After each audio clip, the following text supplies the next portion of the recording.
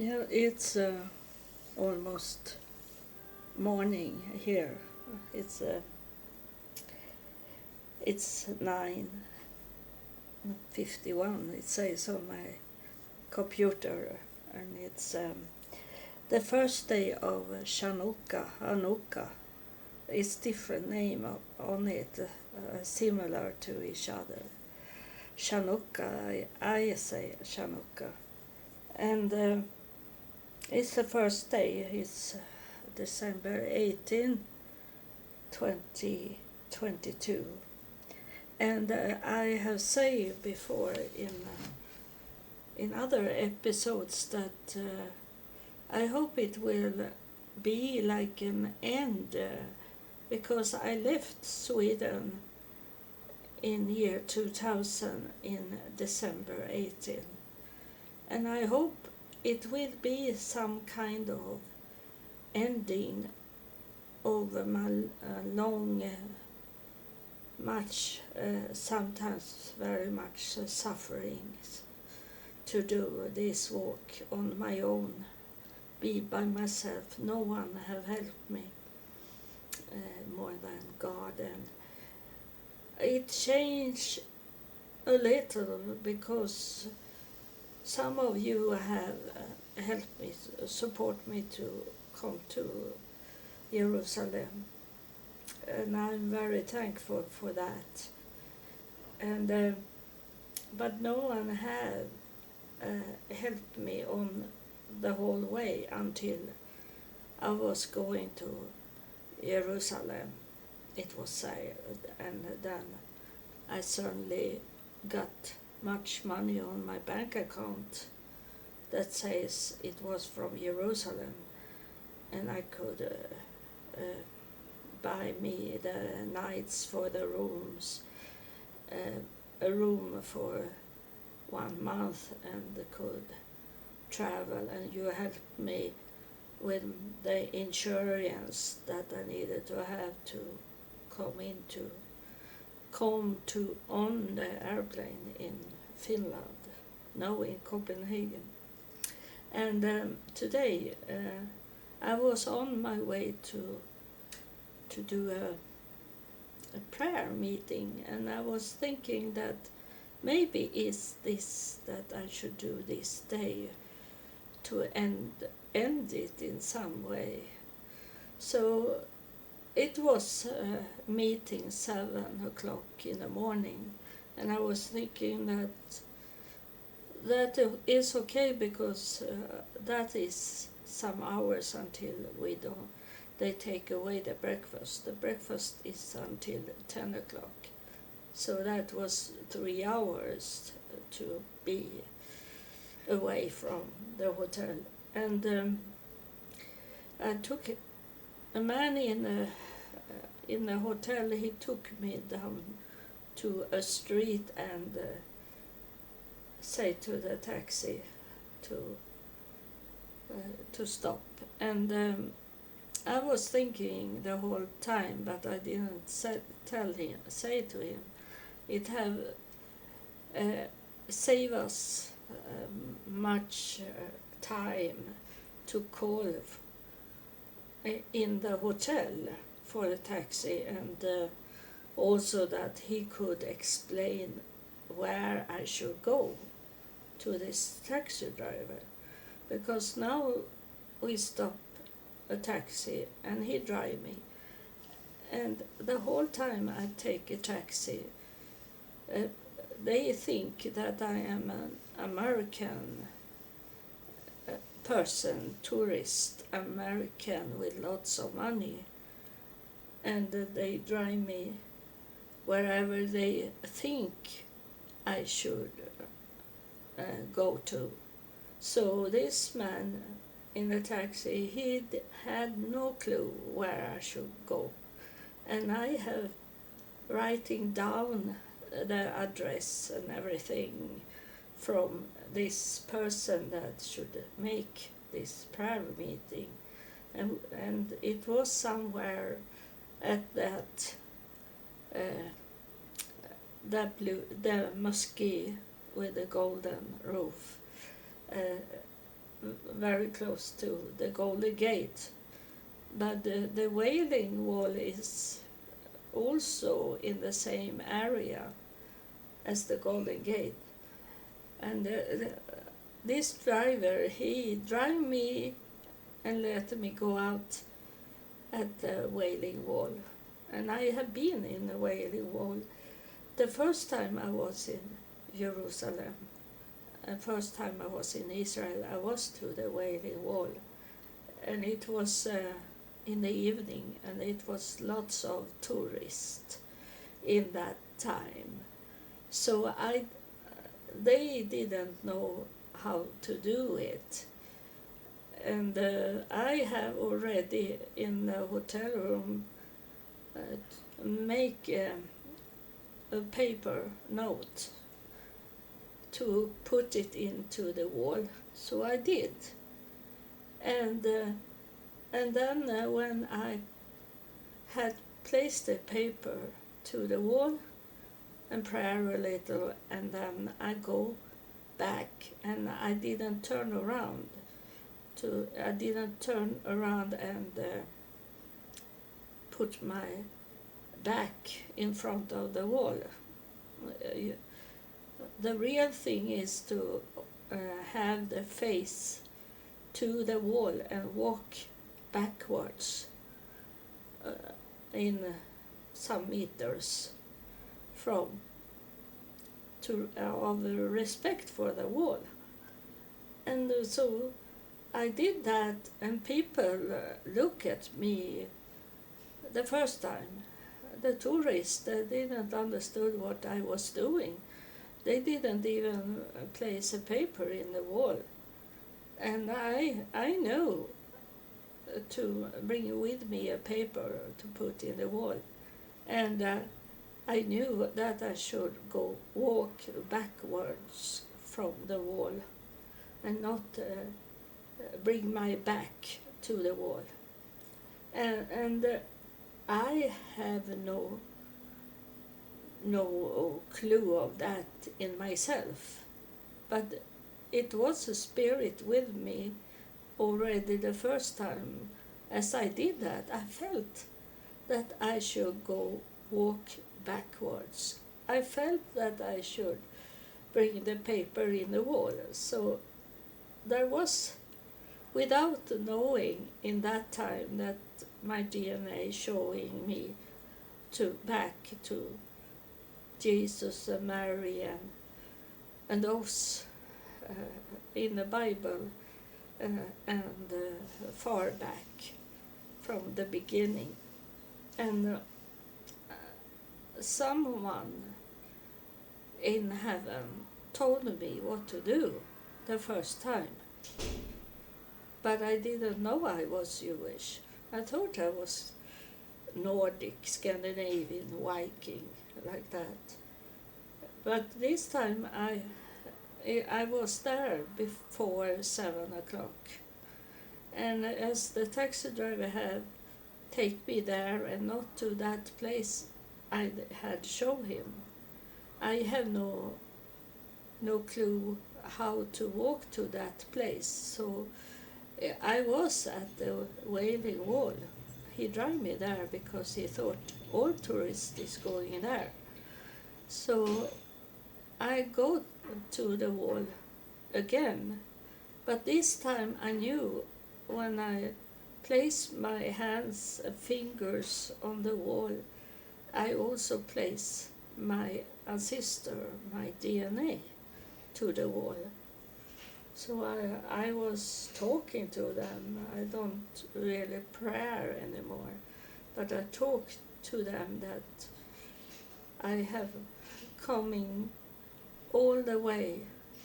You have helped me to go away from Sweden, Denmark, Finland, and go into Jerusalem. And I am so very sick in my body and disabled and could do it on my own.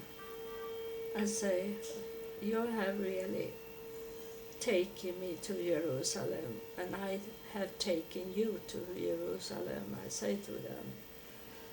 And then there is lots of taxi at the Wailing Wall. Not in the morning is it not busy, but the tourists wake up and about lunchtime they are there. And I took a taxi, and he drove me. I have got address from the hotel to show the taxi driver where the hotel is, but still he couldn't find the hotel. They don't take any order from women, the taxi driver, because most of those taxi driver is not Israel, it's Palestine. It's so close to Palestine, so they work in Jerusalem from Palestine, and they speak Arabic, and they don't take order from a woman, so they find out by themselves. Even if they can speak a little English, they should make a decision where I should go. So he couldn't find the hotel, and then he had to stop another taxi and ask where the hotel could be, and still he didn't find it. And I am sometimes I'm thinking they drive me around because they want more money from me, and that can also be true, but also that they don't know the streets in Jerusalem. And when one time it was a taxi driver that took me to an American area, a site, and he was saying that I didn't know the hotel. I say where I should go and show him, and still he was driving me to the American hotel where it was McDonald's, Pizza Hut, and those American style to eat. And so it's very frustrating, and it take much money. They tell me what I should pay, and I know it's too much money because I have the reference about when I go with a taxi from Tel Aviv airport till this hotel, and it was 300 shekel to come here, and today I pay 80 shekel for only a short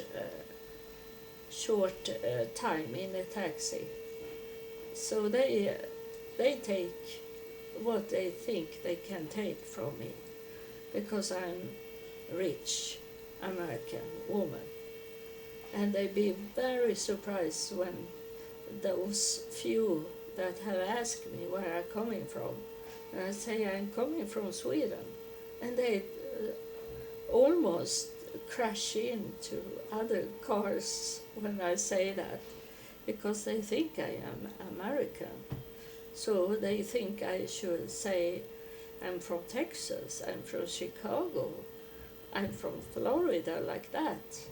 And I say I'm from Sweden, and I am here on my own.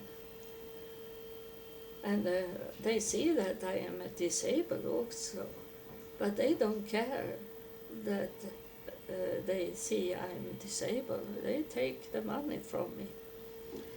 And I saw today in the morning at the wall, Wailing Wall, in the west Jerusalem, there was some women that go and beg for money where we were sitting and praying. it's like they have found out that they can maybe get money from there, and it's very bad that they do that on that area.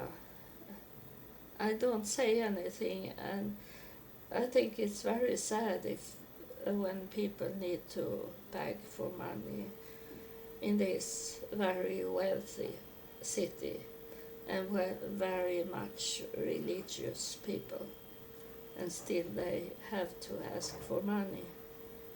And